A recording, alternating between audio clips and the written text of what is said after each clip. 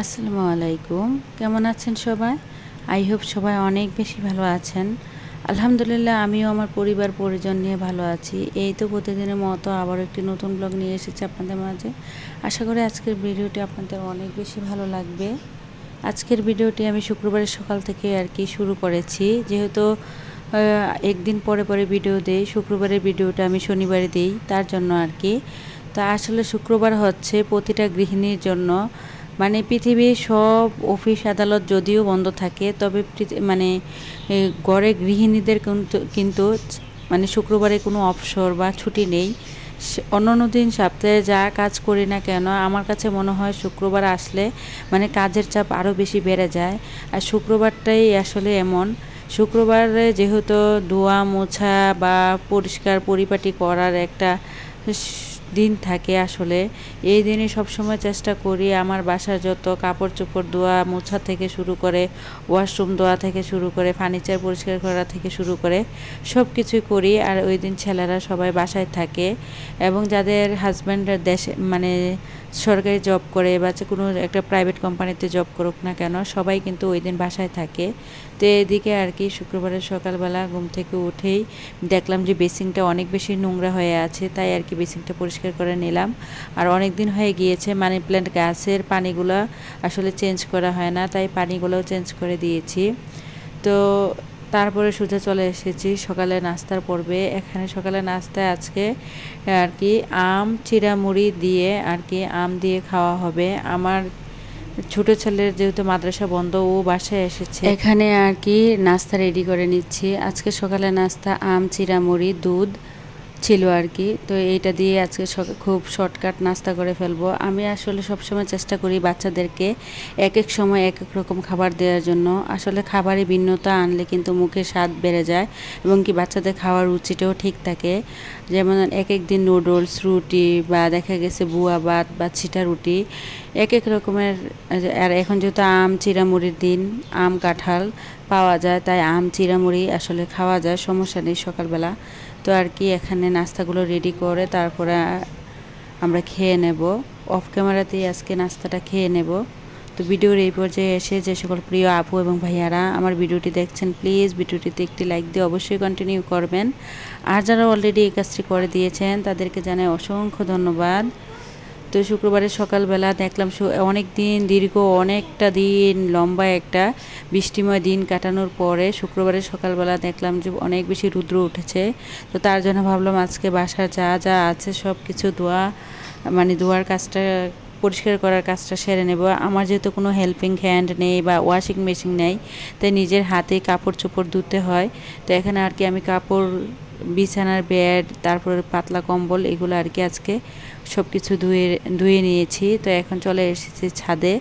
তো আমাদের বিল্ডিংটা যেহেতু 5 তলা, আমি একদম নিচতলায় থাকি। তো নিচতলা থেকে 5 তলা আসলে ওঠা নামা করতে অনেক বেশি কষ্ট হয়, যার কারণে আসলে আমি সচরাচর সবসময় ছাদে আসি না, মাঝে মধ্যে আসা হয়। তো ছাদে এসে আর কি একটু আশেপাশের পরিবেশটা আপনাদের সাথে শেয়ার করছি। দেখেন কত সুন্দর লাগছে, তাই না? চারিদিকে শুধু সবুজ আর সবুজ, সবুজের সমারোহ। আর আকাশটাও অনেক সুন্দর লাগছে, জানি না আপনাদের কাছে কেমন লাগছে। তারপরে কাপড়গুলো আর কি মেলে দিয়েছি, কাপড়গুলো মেলে দিয়ে তারপরে সোজা চলে যাব বাসায়। আসলে কি বলবো, মানে নিচতলা থেকে 5 তলা উঠানামা করতে আসলে অনেক বেশি কষ্ট হয়ে যায়। তো আসলে আমি যেই জায়গায় থাকি এখানে কিন্তু সব বিল্ডিংয়েই, মানে কোনো বিল্ডিংয়ে লিফট নেই।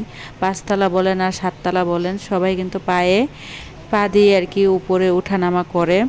তো যাই হোক, তারপরে সোজা চলে এসেছি দুপুরে রান্না বান্না করার জন্য। আজকে দুপুরে রান্না করব আর কি জাল জাল করে একটু মুরগির মাংস রান্না করব, পোলাও রান্না করব, যেহেতু শুক্রবার বলে কথা, ছেলেরা বাসায় আছে। আর শুক্রবারে সবাই মানে কম বেশি ভালো মন্দ খাওয়ার চেষ্টা করে, তবে আমার ছেলেরা সপ্তাহের অন্য দিন খাওয়ার পরও কিন্তু শুক্রবারে ভালো মন্দ না রান্না করলে মানে কি বলবো অনেক বেশি রাগ করে। তো যাই হোক, এদিক দিয়ে আর কি মুরগিগুলো বেজে নেব এক এক করে। তো ভিডিওর এই পর্যায়ে এসে আবারও যারা আজকে আমার চ্যানেলে নতুন জয়েন হয়েছেন, আমার ভিডিওর কোনো অংশ যদি আপনাদের এতটুকু ভালো লেগে থাকে তাহলে প্লিজ চ্যানেলটি সাবস্ক্রাইব করে পাশেই থেকে যাবেন। পাশে থাকা বেল বাটনের অল অপশনটি প্রেস করে দেবেন, যাতে করে আমি কোনো নতুন ভিডিও ছাড়ার সাথে সাথে আপনাদের কাছে নোটিফিকেশন চলে যায়।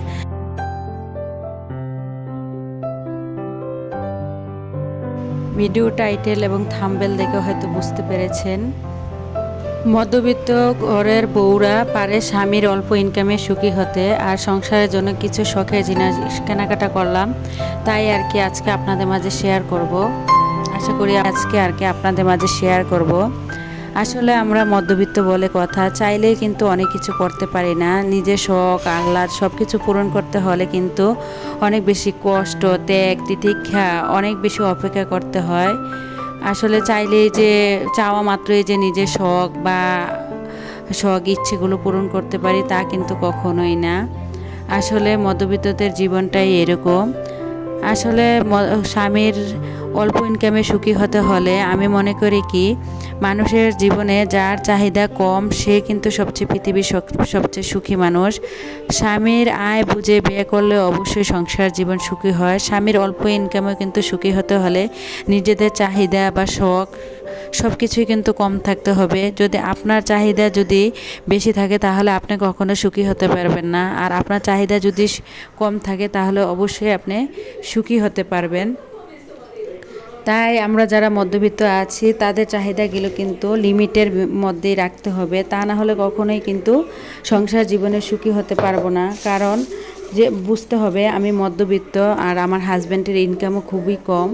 তাই যত হাজব্যান্ডের ইনকাম যেমনই হোক না কেন, এই অল্প ইনকামে নিজেকে সবসময় সুখী করে রাখার চেষ্টা করি আর কি। তো যাই হোক, যেই কথা সেই কাজ, নিজের কিছু স্বামীর অল্প ইনকামে সুখী হয়ে নিজের কিছু শখের জিনিস কেনাকাটা করলাম। আর এই শখের জিনিসগুলো কি তাই আর কি এখন আপনাদের মাঝে শেয়ার করছি।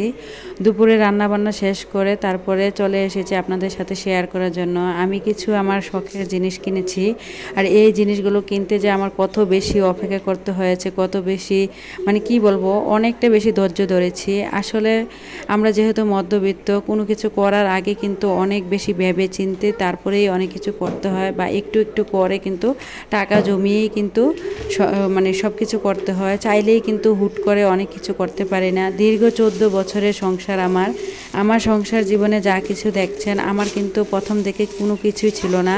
আমি কিন্তু সবসময় একটু একটু করে কষ্ট করে একটা একটা করে জিনিস করে কিন্তু আজকে আমার সংসারে এতগুলা জিনিস করেছি। আসলে অনেকে হয়তো দেখলেই বুঝতে পারে যে হয়তো আমি অনেকটা সুখী। আলহামদুলিল্লাহ, যতটুকু সুখী আলহামদুলিল্লাহ, আমার যা আছে আমি তা নিয়ে অনেক বেশি সুখী। কারণ আমার যা আছে অন্যদের কিন্তু তাও নাই। অনেকে আছে যে আমার পর্যায়ে আসার জন্য দিনরাত আল্লাহর কাছে অনেক বেশি কান্নাকাটি করে। তো এই যে শখের জিনিসগুলো দেখছেন, দীর্ঘ প্রায় অনেক মাস ধরে ভাবছি এই জিনিসগুলো কেনাকাটা করব। আর এই জিনিসগুলো কিন্তু অনেক বেশি দাম, আর অনেক আপুরা কিন্তু এইগুলো অনেক আগে কিনে ফেলেছেন বা জানেন আসলে এইগুলোর দাম কতটুকু। কারণ এইগুলো হচ্ছে ওভেন প্রুফ জিনিস যেহেতু, আর এইগুলোর দাম কিন্তু অনেক বেশি, যা আমার হাতের নাগালের অনেকটা বাহিরে ছিল। আর এগুলো কিনতে কিন্তু আমার অনেকটা দিন অপেক্ষা করতে হয়েছিল। আসলে আমরা মধ্যবিত্ত, সংসার চালাতে গেলে কিন্তু অনেকটা হিসেব করে বা চিন্তা করেই কিন্তু আসলে আমাদের সংসারটা চালাতে হয়। চাইলেই কিন্তু অনেক কিছু করতে পারি না। আসলে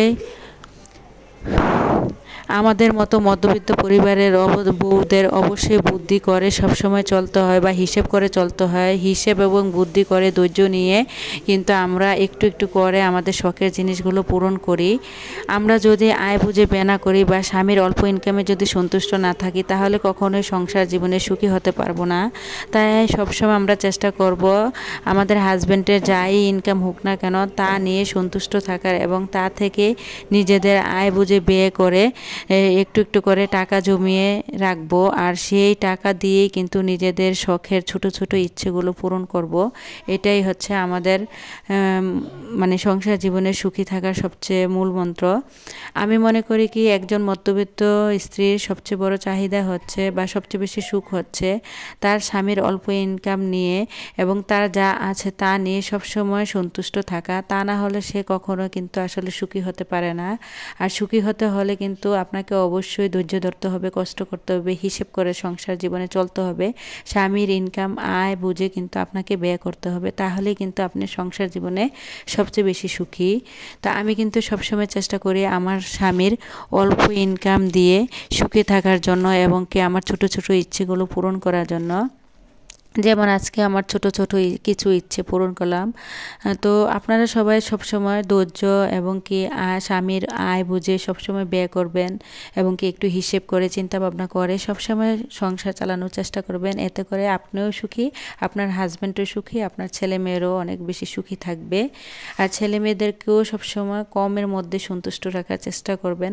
আমি কিন্তু সবসময় চেষ্টা করি আমার ছেলেদেরকে খুব সব কিছুই খুব কমের মধ্যে বা সীমিতর মধ্যে দেওয়ার জন্য। ওরা চাইলেই সব কিছু আমি কিন্তু দিয়ে ফেলি না, অনেকবার চাওয়ার পর কিন্তু দেই। আর যেই বাচ্চাদেরকে চাওয়া মাত্রই কোনো কিছু দেওয়া হয় ওই বাচ্চাগুলো কিন্তু বড় হয়ে অনেক বেশি রুগ্ন মেজাজের হয়ে যায় বা অন্যরকম আর কি বদমেজাজি হয়ে যায়। তাই আমি মনে করি কি বাচ্চাদেরকেও সবসময় মিতব্যয়ী বা একটু হিসেব করে চলা বা কষ্ট করে চলা জিনিসটা বুঝাবেন। তা না হলে কিন্তু আসলে ওরা যখন বড় হবে ওরা কিন্তু এই জিনিসগুলো বুঝতে পারবে না।